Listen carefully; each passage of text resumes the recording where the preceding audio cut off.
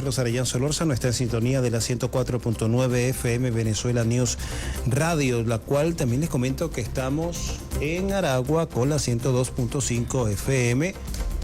en Táchira con la 101.7 FM, en Caracas con la 104.9 FM y se incorpora la señal en Anzoátegui con la 99.3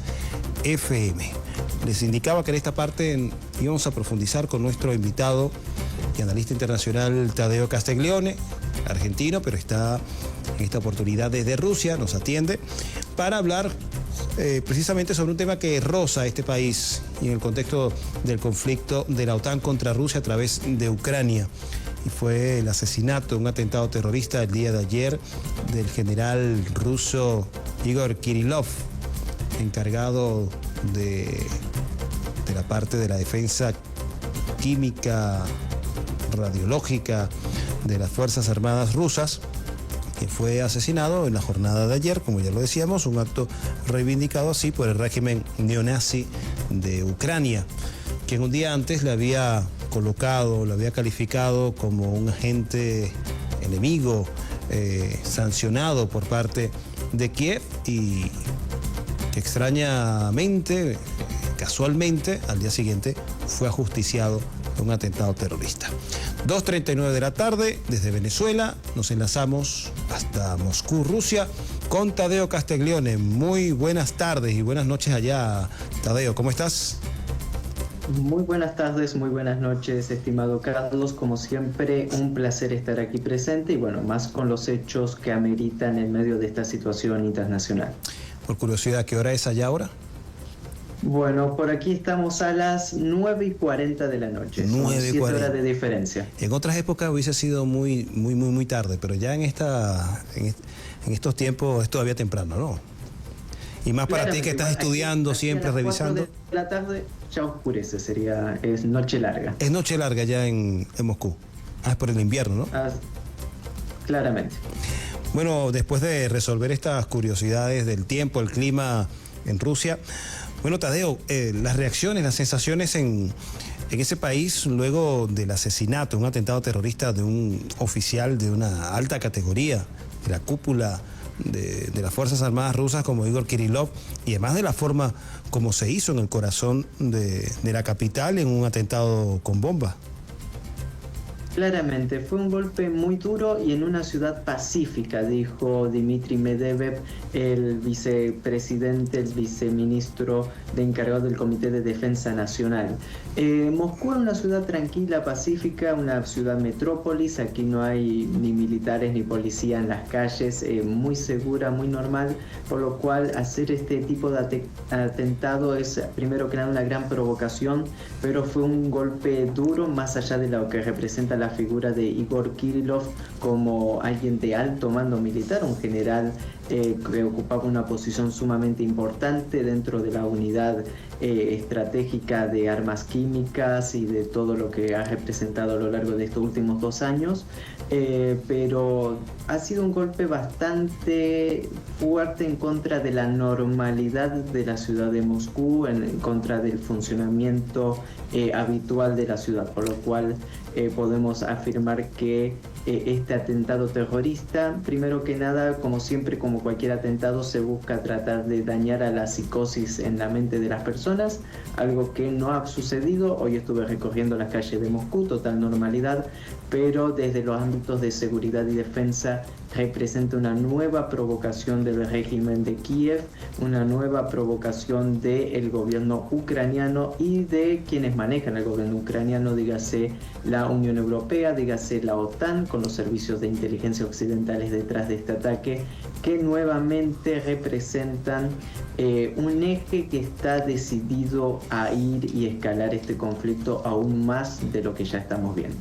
Bien, estamos conversando a esta hora con Tadeo Castiglione, analista argentino, está atendiéndonos desde Moscú, Rusia, para justamente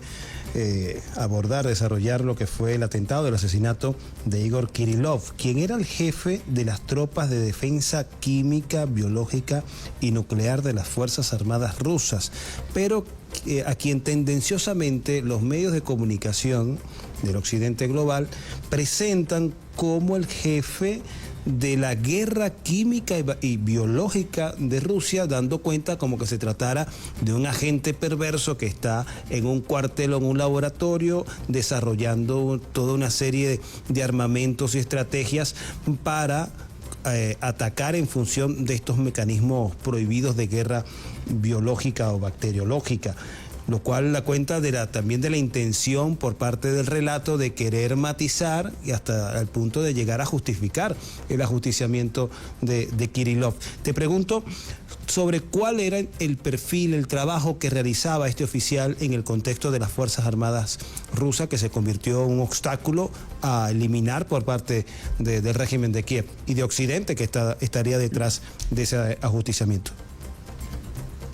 Claramente Kirillov era la figura visible, quien siempre salía a dar conferencias de prensa demostrando las actividades terroristas del régimen de Kiev y mucho más allá. Fue Igor Kirillov quien advirtió respecto a las armas químicas en desarrollo en los biolaboratorios que tiene Estados Unidos, no únicamente en Ucrania, sino en más de 60 países, más de 350 biolaboratorios con patógenos graves en los cuales se investigan enfermedades en contra de seres humanos, nada más y nada menos. Y también fue Igor Kirillov quien advirtió respecto a que la familia Biden, específicamente la familia Biden,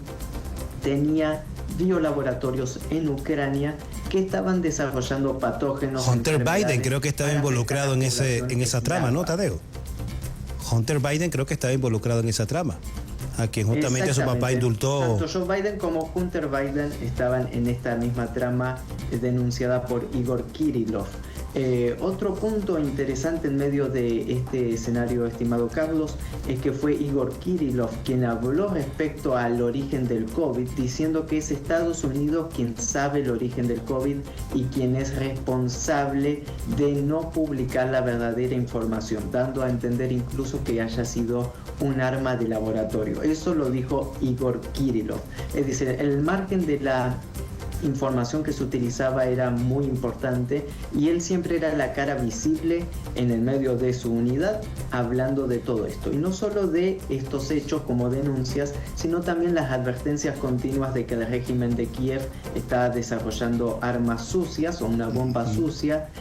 con utilización de químicos, falsa bandera. También fue quien... ¿Qué es una bomba sucia, Tadeo? De agentes patógenos en Siria en varias ocasiones, denunciando a los cascos blancos en Siria, esta organización supuestamente humanitaria, pero que tenía mucho que ver con el tráfico de armamento, entre otras cuestiones. Bueno, todas esas denuncias y todas esas declaraciones las hacía este teniente general de Rusia, el cual, bueno,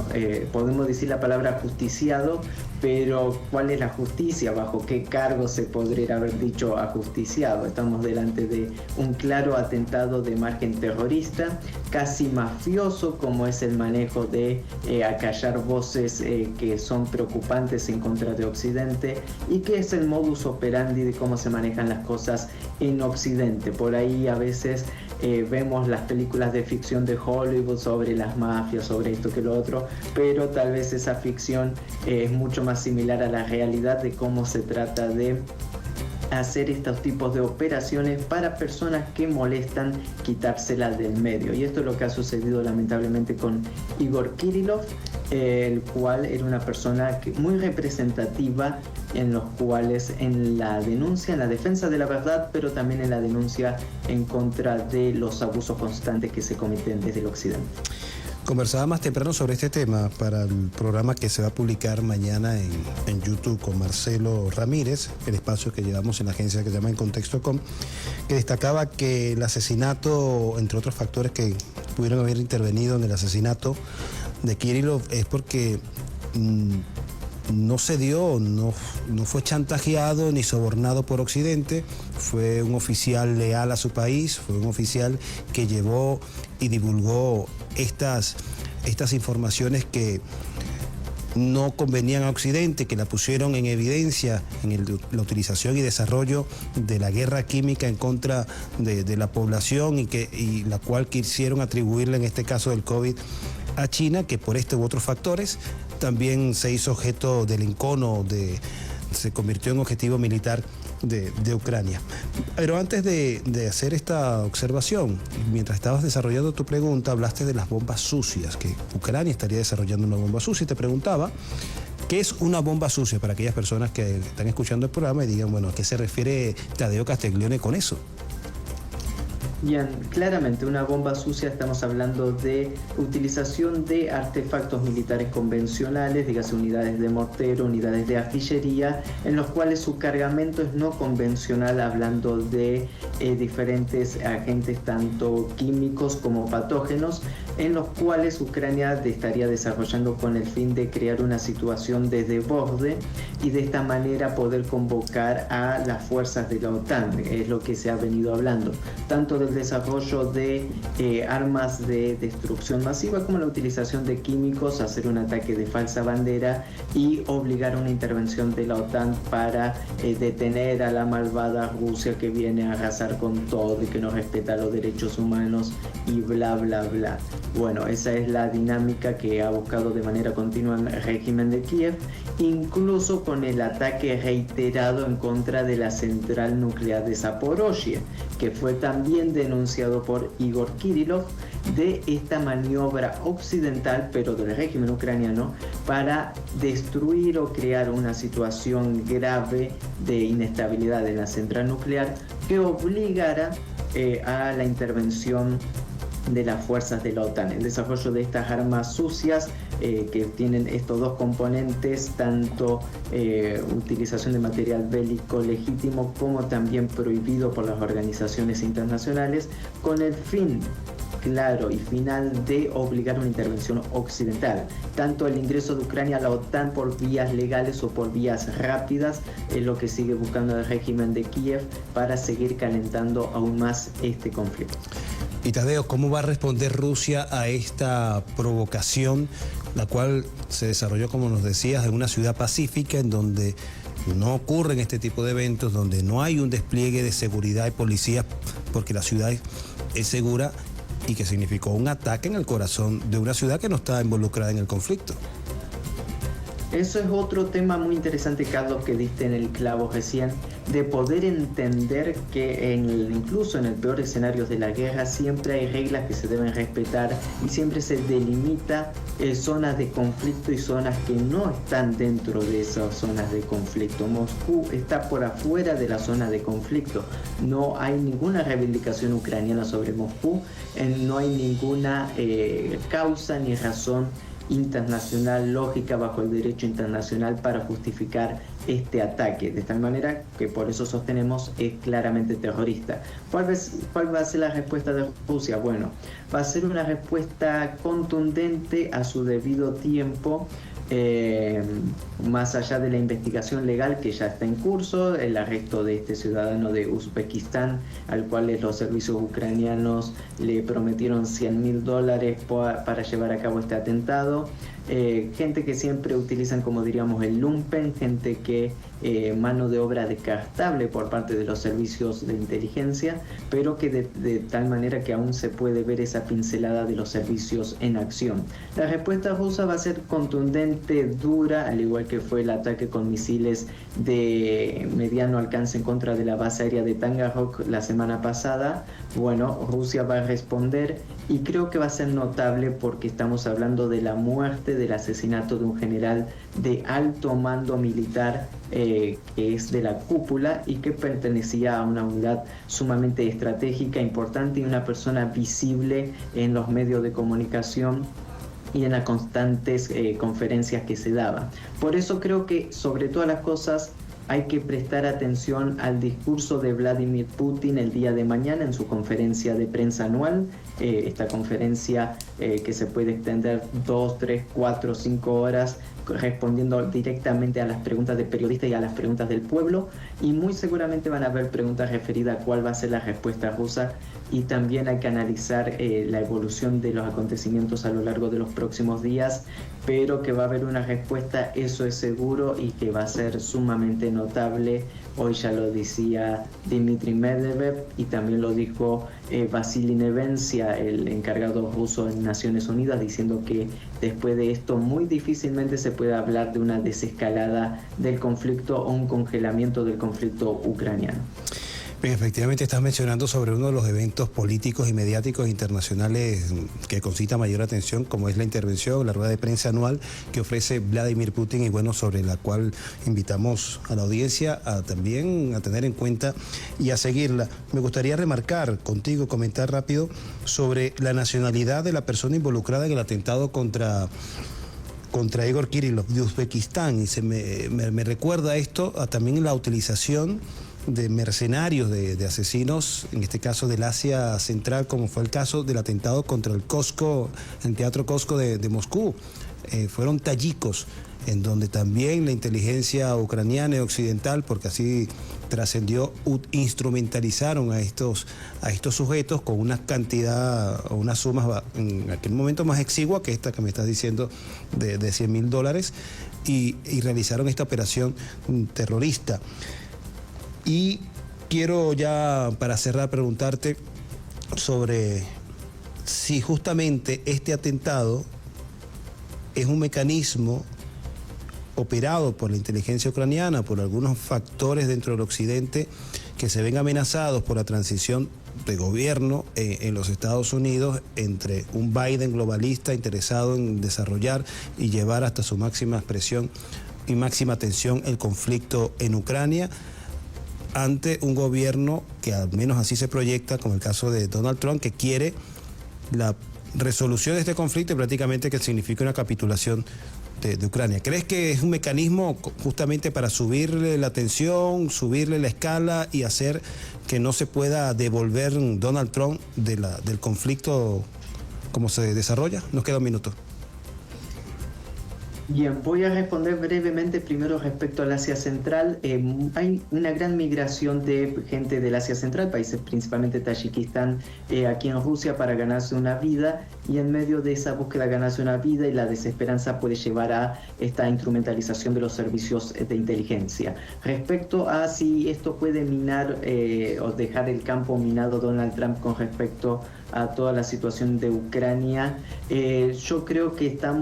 no hay que tragarse la luz, como dicen allí en Venezuela, que Donald Trump no es color de rosas y su retórica de la paz con Ucrania significa la derrota de Rusia, porque si Rusia no termina de cumplir los objetivos de la operación militar especial de desmilitarización de Ucrania y desnazificación de Ucrania, estamos hablando de una derrota rusa. Un cese al fuego con las autoridades ucranianas sin ser juzgadas en un tribunal internacional después de cometer genocidio es una derrota total de Rusia. Por eso hay que tener cuidado con estas declaraciones de Donald Trump, porque se le es nada más y nada menos que ganar más tiempo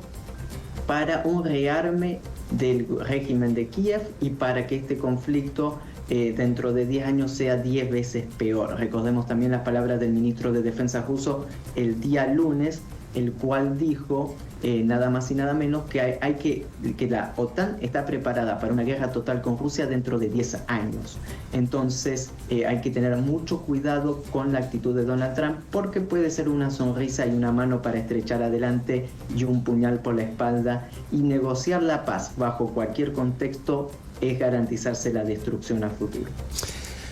Unos acuerdos de Minsk 2.0 actualizados pudiese ser entonces esa oferta de pacificación de Donald Trump. Es interesante esa perspectiva que nos has compartido en este espacio en Contexto Radio. Muchísimas gracias, Tadeo. De verdad complacido, agradecido, siempre interesantes tus intervenciones desde Caracas, Venezuela, desde Venezuela News. Agradecemos siempre tu amable disponibilidad. Ya son las 2:57 de la tarde, 2:50, y más tarde ya de noche allá en Rusia. Nosotros nos despedimos, agradecido con cada uno de ustedes por su sintonía, por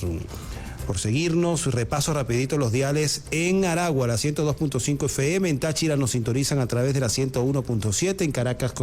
con la 104.9 y en Anzoátegui, que se incorpora, la 99.3. Un gran abrazo y bueno, la invitación es para que continúe conectado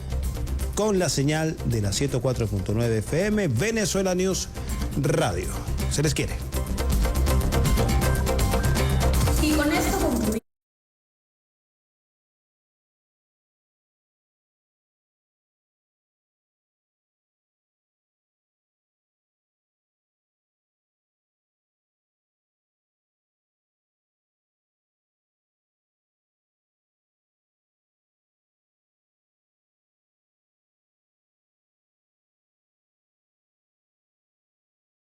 .9 FM. La información